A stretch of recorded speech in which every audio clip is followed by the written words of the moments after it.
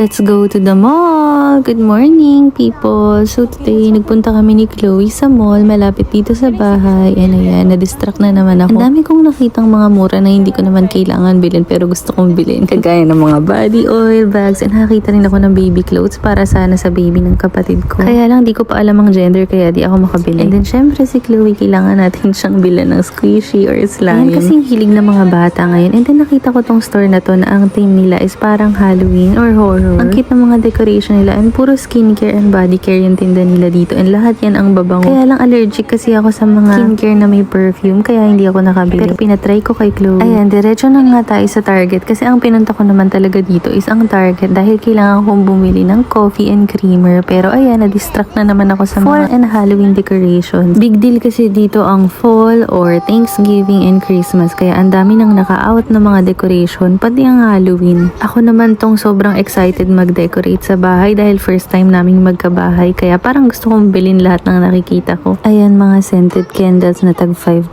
lang at sobrang bango ng mga yan. Ito nga, meron na mga Halloween costume dito. Pero syempre hindi muna tayo bibili and yan, napakadaming fall drinks na available and nga yung mga hinahanap ko kaya kumuha na nga ako. Binili ko na rin si Chloe nitong mga DIY art activities at syempre kailangan ko pang froth ng milk para maging perfect na yung ating coffee and then ayan, nag-checkout na nga ako, self-checkout. Pag-akit namin sa taas, may party ang mga Kaya naman napasayaw nga si Chloe kasi napakaraming Pinoy talaga dito sa area namin. Yun lang guys. Thank you for watching. Bye!